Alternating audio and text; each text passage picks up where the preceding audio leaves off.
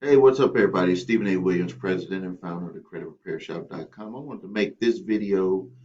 Had a lot of requests, and also one of my vendors that works, uh, that does some work with my company, with one of my companies. He talked about this, and he said that it's been a good resource for his customers. So I just wanted to talk about it because he said it's been a good experience with his customers. And and again, when I talk about doing these things, I always tell people, be careful, don't just get money to get money. These are, good ways to have access to credit and also be able to rebuild your credit. But basically what they're doing with these here, and this seems to be the new way to go, but what they're doing is they're going to scan your bank account. That's how they're doing it, because it says the credit card of tomorrow, and it says we'll never pull your credit, get it approved, get pre-approved today to see if you're eligible. Now, if this is like the other card we did a video on the Apple card. Basically, what I think that they're going to do, and let's just see here, maybe in the fine print, they might have it in the fine print. Well, they're not stating it here, but maybe we'll get to it in here.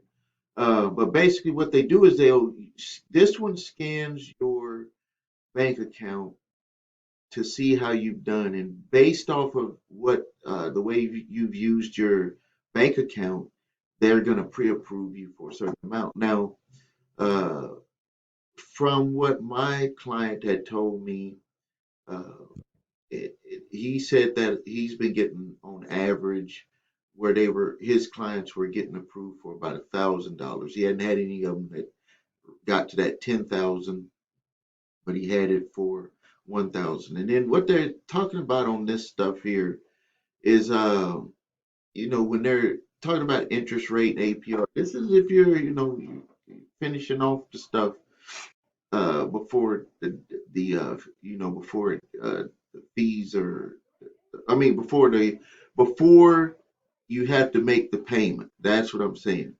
So if you carry over balances, obviously people are going to charge you on that. No matter what, they're going to charge you on that. So let's see here. So they're basically saying we approach credit differently. The credit system today is outdated and broken, so we decided to take a whole new approach to credit, and we want you to be a part of it. Anyone and everyone, no credit score, no problem. You are worth more than just a number, aka an arbitrary credit score. We evaluate individual circumstances and take into account alternative matrix to determine your credit worthiness, which is basically going to come down to the your bank account. So they're actually checking, they're just checking a different way.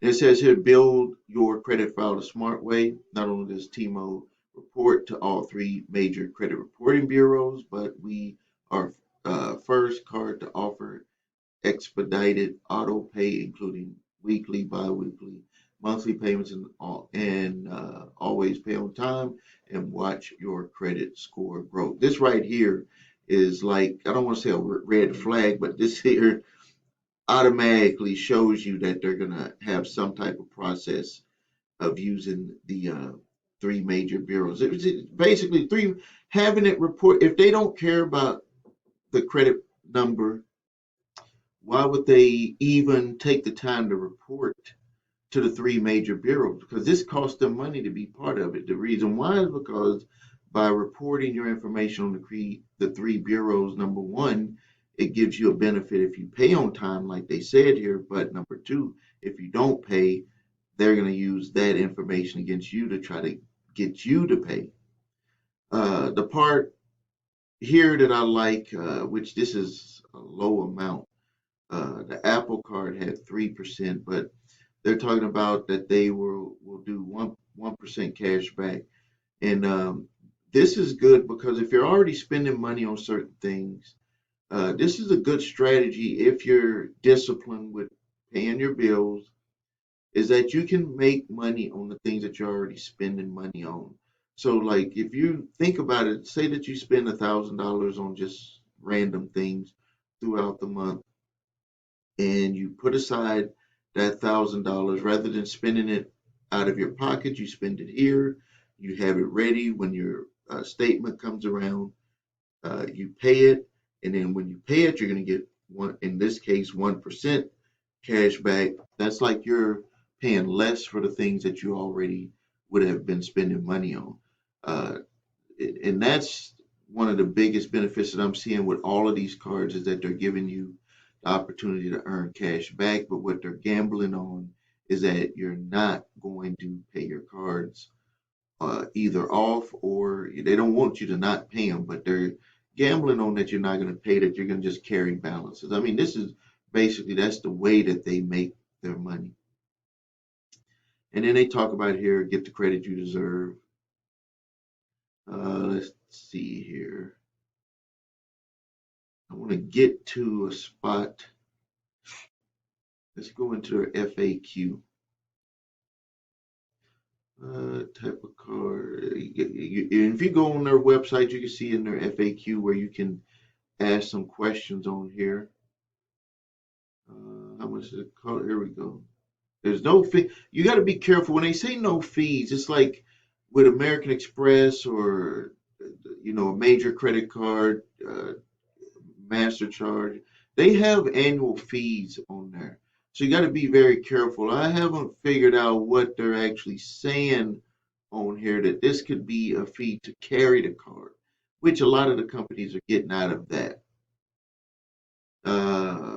No, whether your TOMO application was approved or rejected, it will never affect your credit score. Of course, they're saying, can I get a TOMO card if I have no credit? Well, of course, you can do that. Let's see here. What will be my limit? We cannot predetermine your expected credit limit. They want to be careful about answering this. They're going to obtain the factors on your bank account, and then they're going to be able to give you an approval off of that information that they see. Here we go.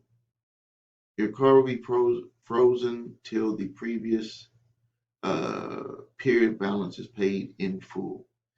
So, looking at this here, this is something that is new. This is something that I haven't seen with other cards. So, you pay your card. Basically, what they're utilizing this as is like a charge card, where you just get to use their money to pay your stuff, get some cash back, and you pay it off. You might be saying, well, how are they making money on that transaction? They're making money by the vendors that uh, you pay for stuff with. They make a piece off of that. Basically, what they're doing is they're just trying to make money off that charge that you're making. One thing, one crazy thing about that, that brings up a memory that I had when, remember the debit cards used to have where you would get the cash back. And one of the things that had happened was the vendors that were using debit cards, they were like, "Hey, we're paying too much money out on these fees for your people using the debit cards, and you're giving them the money back." They were actually complaining about that with the regular credit cards.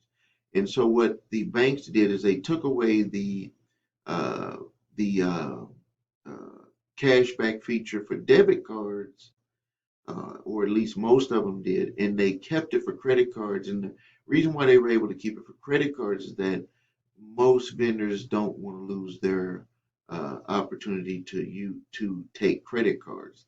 If you didn't notice, the credit card companies consider when a vendor use their take their credit card that that's a privilege, and so they'll say, "Hey, do you want to lose your privilege to accept credit cards? If you do that, you could be losing out on a lot of money." So basically, as a vendor of the credit card companies, yeah, it was a lot of fighting and haggling for debit card holders, but when it came around to credit card holders, They were like, hey, you're going to have to either take it or leave it. So that's why you saw for years that it was just basically with credit cards that you would have the cash back, but now it looks like this is what they've done is they've done like a little loophole, and I'm wondering this looks a little bit familiar when you see this logo here.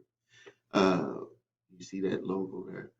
Um, so what they're doing is they're saying, and this is looks like MasterCard, what they're doing is they're trying to figure out a way to get that other group that they were losing by not using the debit cards, but they don't really qualify for a credit card.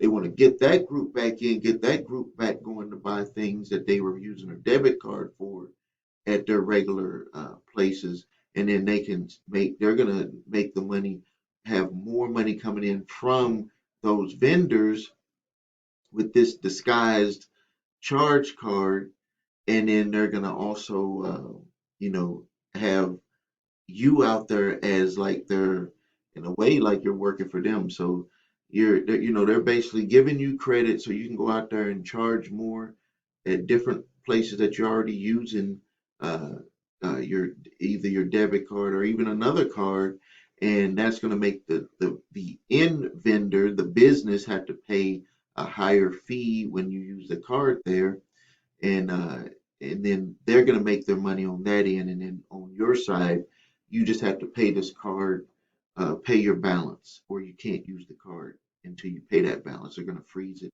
They did not go into how they're going to report that, so they had stated that they're not going to, uh, like if you go back here, because they're kind of contradicting themselves. So they're saying, where we got here? Okay, here. Reporting to three major bureaus and paying on time, bi-weekly, monthly payments, however. Uh, but they're not going to, they got to be very careful uh, because you don't know how they're going to report it. If they're stating that if you don't pay the balance off, are they saying if you don't pay the whole balance off or if you don't pay part of it off? Uh, if you're going to go for this card, you're probably going to want to call them to get more clarification on that. But because if you don't pay it and they freeze the card, how is that going to look on your credit? Are they going to report it that, hey, he has this card from Tomo, but it's frozen? Does it just say frozen? So that's going to be kind of strange on how they're going to report that. It could actually make a worse problem on your reports with the way that they're going to put it, but we don't know that yet.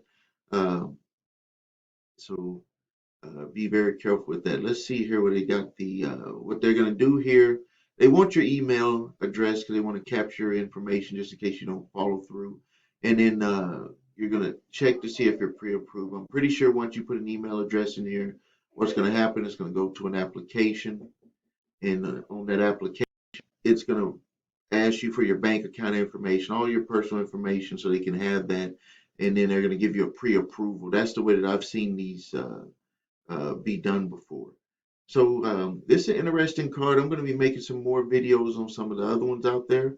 Um, this is very interesting that the credit industry understands that they got a lot of people that cannot get approved for regular credit. So they're coming up with these new products to put more money out there on the street. Because ultimately, if they're not making loans, if they're not putting money on the street, the cycle of making money, the circle of making money can slow down, and they don't want to have that happen. So thank you for your time on this video. This is Stephen A. Williams, President and Founder of the CreditRepairShop.com. Thank you.